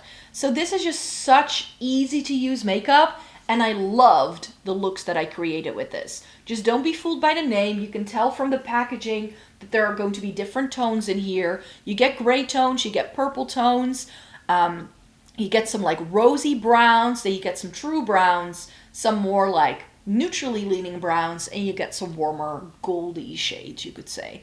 So for me, this was excellent. It's, I think, my favorite Sigma palette I now own, which when I bought this, I had not expected. I sort of bought this for the review, thinking I was gonna dislike it as much as everybody said, because there was like not enough cool tones for me. But this is, it has everything. It's so versatile. It has everything. It's like a good one-stop shop, which I've said from other palettes lower in the ranking where it is marketed as a one-stop shop for everything, but I feel this actually has everything I want, and you get just as many shimmers as you get mattes, so we knew I was gonna love this one. Number 15 then. People were asking me, but where is this one? Well, it's not exactly top 10 material, but it's still top 15. This is the MUA Illusionist palette. This is part of the UK drugstore. It's under €5, and this is great. You see this ranking, right? This thing is better than some of the indie stuff I tried this year. It just is. Lovely formula, different textures, even though we're at the drugstore. Some of this is super high shine metallic. Some of it has more of a sparkle to it. Other things are a little bit more satiny, and we get a really good array of different mattes to go with it, but without it being boring. With a lot of cool tone palettes, so many brands insist on just doing a grayscale. But this has a bit of everything. We get browns, we get purpley things. This is perhaps a bit warm toned, but not on the lids. It was like a really good crease shade for me to set everything up and make it work. And I just think this has everything to offer, but very budget friendly, and it's therefore one of my favorite palettes I tried on all year. Number 14 is the neutrals from Cosmic Beauty, or Cosmic Brushes. They've changed their name since. I said when I was talking about the cool trolls that this would be higher up, and here it is. This is such a stunning palette, so versatile. The greens didn't pull super green on me. That was about my only comment here, but you get some really pretty shimmers in here, good multi-chromes, and for a warm tone palette, it actually has variation. We get some berry sort of plum things in here. We get those like goldy tones here, then some reddish tones, and we get some really good neutrally leaning browns. Copper things are in here. So many really good things, and it is a Cosmic Beauty formula that I already love. And I just ended up loving playing with this so much more than I did the Cool Trolls, because every look I did just kept pulling together exactly the way I thought it would. And that's, you know, with 20 pans, I always feel that that's the struggle for me. I think it's going to do something on my lids, and then it does something else. But with this, it was perfection every single time. Next up is the Ghost Town USA from Nomad, and I always like to keep their boxes because they always do these moving pictures, so we get the Ghost Town by day and we get it by night. This was so lovely. I even put it in a giveaway this year because I had an extra one, and here is a really pretty neutrally color story with some cool tones here with the teals and the greens, and so lovely. I haven't bought anything else from Nomad because nothing they came out with in 2024 intrigued me enough to want to try it, even though they do some really lovely things. So maybe if there are still some palettes around and they do like a sale sometime this year, I might pick up some of the ones that they did this year. But yeah, I'm hoping that 2025 is going to see more of these stunning Hello Green releases that Nomad has to offer. They did bring back the Haunted Europe in 2024, so I was really happy for that. But yeah, the Ghost Town USA is exactly my color story, a bit of both. The cool tones, it's still colorful yet neutral at the same time. Stunning shimmers, and I've said it many times before, if you're a beginner with makeup and you want to try indie brands, but you're afraid it's going to be a mess on your lids because it's going to fall everywhere, try Nomad, because Nomad has the formula that's incredibly beginner friendly. Number 12 then is the Smoke Sessions 2 from Melt. I have found my perfect purple palette, you guys. There, I said it. I'm calling it. If I rank my purple tone palettes for you sometime this year, this is probably going to be the one that goes on top. This looks warm toned, but that's because everything else is cool toned. This is the thing that a lot of people don't understand when you show color stories or when you talk about colors online, is that whatever a color sits next to is going to influence how you perceive that color. So because this has a purple background, all of the other things are super blue leaning purple tones. This looks positively brown, especially in the viewfinder. But it's actually like this really sort of neutrally purpley dusty thing. So pretty. Great, excellent shade for the crease. And then I just get all the purples I want. There's 1, 2, 3, 4, 5 shimmers, more shimmers than mattes, but still enough mattes to set up the look, use as liner, do whatever with. And then you get shimmers that are enough in terms of brightness, lightness, and they aren't just mid-tones. This perfect palette in terms of purples. Love it. But it is still a purple palette. That's why it's not in the top 10, because as perfect as this is, how often do I wear a full-on purple look? Maybe once a year. So this is not versatile enough for me to do too many looks with, and that's why it's ranked in the number 12 spot. Number 11, I'm just gonna rank them together because they belong together in my brain because I'm testing them out together. Number 11 is the Beauty Bay Smoky Collection. I got the 16 pan and the 42 pan. This one I said was one of my favorite palettes of 2024 in terms of the cool tones I tried, and I stand by it. The 16 pan is enough. You don't need the big guy. You don't need it. But if you want to, they very often do a bundle and you can get a discount on the bundle. I think I paid 25 euros for both of them. So it was a good deal. So that's why I tested them out. You get taupes in here, you get grays, and a couple of things in here are also a bit more blue leaning and a little bit like not fully purple. I feel there's more purpley things in the big guy. But you get enough mattes, enough shimmers. In this, we actually get one more shimmer than we do mattes.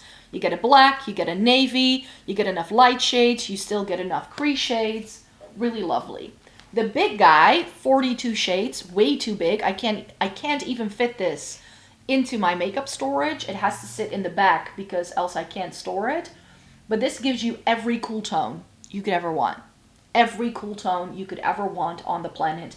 And it's still versatile enough because we get blues, we get like these dusty purple, like this here. That's missing from the 16 pan, in case you're wondering. We also get some things that have a bit more green to them, like a little bit more like taupey green leaning shades, which I always feel are a bit more special because you don't get too many of them. This is affordable. In here you get 2 rows of mattes right here at the top. Then 2 rows of shimmer, and then the bottom 2 rows have a mix of both. Well, this is all matte, and then this has 3 shimmers in. So many good shades, really lovely formula. You get things that lean a little bit more gold to have a bit of warmth there for the people who don't love their cool tones. But if you love a cool tone and you're looking for a one-stop shop that gives you all the cool tones you could ever want, Beauty Bay Smoky. And I've never ranked a Beauty Bay palette this high, because Beauty Bay palettes were never my favorites until I tried something from their regular range. So now we get to the top 10, and the top 10 is no stranger to you if you see my end of year favorites. I already shared with you my top 10, but I didn't rank them. I didn't tell you this is my top favorite palette of the year. I think if you've been with me, I think you can take a guess. But we're gonna start with number 10. This is the Cloud 9 by ColourPop. I love this thing. It's light, so if you don't have fair skin, you're not gonna like this. But this is for all my snow queens out there. If you love really light, pale shadows, this is great. And this was made before ColourPop started doing the really gritty, sparkly things. Because this is a holographic shimmer. They can do it if they put their minds to it. You get some lovely grayish, taupey brown leaning things, some neutrally things. Some of these things even have a hint of pink to them. Really lovely, light, cool tone palette with interesting shimmers. And we get 1, 2, 3, 4, 5, 6 true shimmers. 2 of the mattes have a bit of glitter in them to help them blend, and everything else is a true matte. Really lovely. If you love really light shades, this would be my pick for you. Number 9 is the Cheer Yep Fleeting Life palette. This is stunning. I told you that there would be Chinese beauty brands sprinkled throughout this ranking. It wasn't all bad. This made it into my top 10 for a reason, because wowza, this was amazing. Great quality, cool tone color story with interesting shimmers. There are several, this one and this one, multi-chrome holographic shades in this little palette. They are a bit pricier compared to other Chinese brands I've shown you in this video, but the quality is there. There are 16 shades here. You get plenty of mattes, plenty of shimmers. So lovely, interesting textures. This is definitely a good one, and I would like to try some more Cheer Yep in 2025. Number 8 is going to be my Bella Beauty Bar Poison Garden. I put this in my top 10 immediately because when I was testing this out, I was like, this is a contender. This is a contender. And this is sort of like the grungier version of the Cosmic Dreamer. That's how it sits in my brain, because this has so many lovely, grungy, neutrally leaning shades, but then you get those pops of blue, which make the palette. A lot of people were saying that they didn't pick this up because the blue is throwing them off, but it's the blue that provides you with the contrast to make the interesting looks without it going overboard. So stunning. This is like a blackened charcoal gray with holographic shimmer in. Really pretty. All the shimmers in here are amazing. Again, could I do with 1 or 2 more shimmers? Perhaps. But you get these like taupey things down here are lovely. We get a teal. This is a lovely sort of silvery charcoal shimmer. The shimmers are light enough in this one. You get these, this green quad in the middle. So lovely. There is warmth here, but if you leave these yellow tone things out, these two here, if those aren't there, it's already a lot more neutral. So really pretty. It's, again, this can be used as quads. You can use it as like 6 shades. You can do so many things. Like even the way it's laid out just makes sense. And the quality of this was out of this world amazing.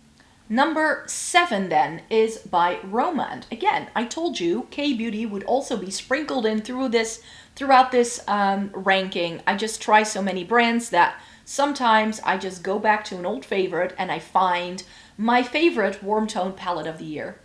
This is the Better Than palette in Mahogany Garden by Romand. And I love this thing. You get a full row of mattes and 1, 2, 3, 4 shimmers. 4 shimmers in a K-Beauty palette is unheard of. And this is one of the earlier ones because this guy, it does have a very chunky glitter particle. So it's more like a pressed glitter, but it's the kind of pressed glitter that I did also enjoy in the Unleasha palette. So this is the kind of pressed glitter formula I can live with, I can get down with. So pretty.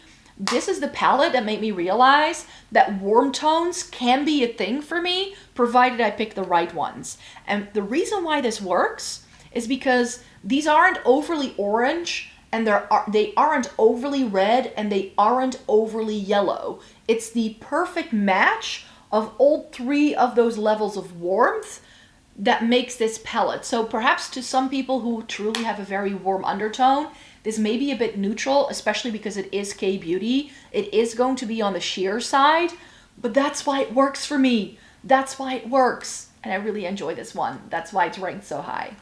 Number 6 then, Makeup by Mario Ethereal Eyes, the original. I already told you this was going to be ranked higher.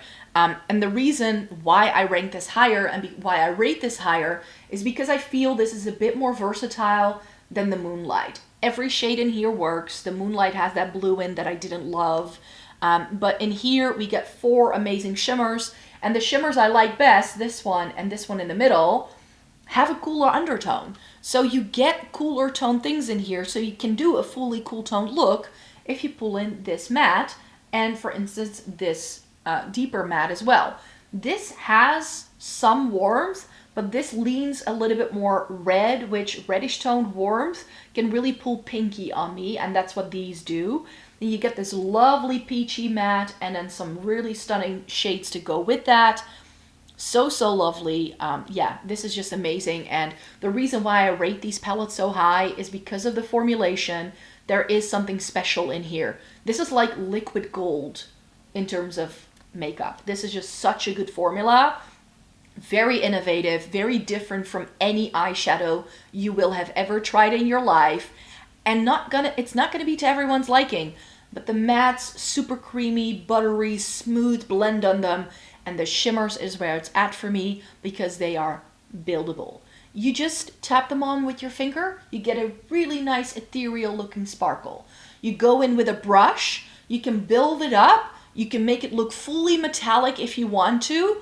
You can then add a bit more of the like toppery shades in there to add the sparkle again. Like, so many options, and this is the kind of eyeshadow you can layer and work with. And this palette is also linked to one of my favorite memories of 2024 because I got the opportunity to do my neighbor's wedding makeup when she got married in 2024. So that's always an honor if people trust me enough to do their makeup for them. And this is one of the products we used. We MacGyvered a look together from a Tarte palette and this and whatever with the shades that she likes best on herself. But yeah, she was also like, "Oh, you have the Makeup by Mario palette. Can we use that?" And I'm like, "Yeah, sure." So that is also tied into a very special memory. Number 5, Winter Wonderland by Cosmic Brushes. I already mentioned this brand several times in this ranking and told you how much I love them. This is now my perfect blue, green, purple palette. I called it, I said it, I love a blue, green, purple color story, and they hit the nail on the head. It's just so lovely. Again, some lovely multi-chromes in here, lovely shimmers. I love that we get a very dark navy and a black and a dark purple and a teal, giving you all the options. You get some really pretty light shades to put in the crease. You can do a whole purpley look if you want, a green look, you can do a blue look. So everything is here to pull the look together. You also get a white that is perfect with these pastel-y shades to give them a really good blend if that's what you want. And I get a shimmer that I can use in the inner corner that isn't colorful. It's like they've thought of everything. It's just, everything is here. It's the amazing quality that I know they can do, and it has all the shades that I love. Is this a bit brighter compared to anything else that I'm loving here? Yes, but sometimes I want that bright moment, and where the Melt one is all purple, this gives me options because I do get the blues, the greens, and the purples. And when I went back to this one in December to try it out again, I fused the blues, greens, and the purples together, and I still loved my look. So all the undertones in here go together, which is important if you're doing a palette this big. Number 4 is the Glaminatrix Barely Basic, and for a product that was sent to me in PR to be ranked this high, because I didn't pick this out. I thought I was gonna skip this. When I featured this in my new makeup releases when this launched, I was like, I already have so many neutral palettes, so I don't know if I need them. But then Monolith offered to send me this, and I was like, yeah, I'll try it out. And it became like one of my favorite palettes of the year. And they did what I wanted Blend Bunny to do for such a long time. We get 3 matte blend shades in each of the color stories, but then we get a mid-toned row of shimmers, and we get a row of like flippy shades that can transform depending on what base you put them over, or that can be used in the inner corner as a highlight. So this is perfect. This is so lovely. I get exactly the amount of shimmers that I need to work with these. The color stories work together so well if you put them together in every single row that they come in, and it comes in beautiful undertones. We get neutrals, we get warmth, we get this really lovely row of greens that's possibly my favorite, and you get this cooler toned sort of, oh, did I say this was neutral? This is purpley, sorry. These are the neutrals over here. I was looking at it the wrong way in the camera. But yeah, these neutrals are also a bit more cooler tones. So there's cool tones here, there's warm tones here. It's really nice, like a really good blend of neutrals. The colors are very fall-esque, but still perfect for every day. The shimmers make it out of this world. beautiful, just a beautiful palette that just makes sense and really comes together. Number 3, and this is something I hadn't seen coming, the Glamlight Chucky palette. This was an older release. I didn't get to try it until 2024 because it did go out of stock, and of course in 2024 I was testing out so many Glamlight palettes. But I love this thing. I just think this is so good. So good. It has, yes, a lot of depth, which is why I initially didn't pick it up when it first launched. I thought this was going to be too dark. But here's again why I love this. It's got, say it with me, enough crease shades. I get enough shades to blend things out, to set up the look. Then there's enough depth to deepen it up if I want to go a bit more smoky. You get a lot of really intense, deeper shimmers, but I also get some brighter things to use in the inner corner. I get a black and purple, I get some lovely gray tones in here, some reds, and some true wine colors. I should have worn it today because it matches my burgundy sweater that I'm wearing. But yeah, this is so lovely. I used it again in December, went back to it and did another look. And yeah, I just love this thing to pieces. It is such a unique color story, and I can see why Glamlight decided to do a whole range of these horror story related palettes, because those are some of the best ones I feel they've ever done. Number 2, is this any surprise to anyone? The I Need a Nude from Natasha Denona. This is quite possibly now my perfect neutral palette. And I'm picking this over the Mario. I feel that the ethereal eyes in this have a very similar color story. You really don't need both if you were choosing. This is still available. The Makeup by Mario is not. This is going to give you a very similar effect on the lids. But I just love the Natasha Denona formula. We all know that about me. This again has so many good light shades. There's enough depth for me to deepen things up or use as a liner. It goes light enough. This is the only thing that's truly warm. Everything else is the perfect smack in the middle neutral color story for my skin tone. It's just perfection. If I could keep, oh, this is a very bold claim, but if I could keep just one neutral palette in my possession for the rest of my life, this guy. It's perfection. It's just so perfect, and I really adore this thing. And finally, this should also come as no surprise to anyone, because I think I actually, wasn't last year's also a Gloss Gods palette that came out on top? I don't remember exactly. But Gal on Jupiter, the first Gal on Jupiter for Gloss Gods, perfection. It's cool toned. It's got 50%, it's got more shimmers than mattes, but I still get the mattes I need to do the full look. I get something deep enough, I get enough crease shades, and I get so many interesting shimmers. This is a holographic shimmer. This is a perfect taupe. This is a great duochrome. I love this like bronzy red shade that it has. So many stunning things.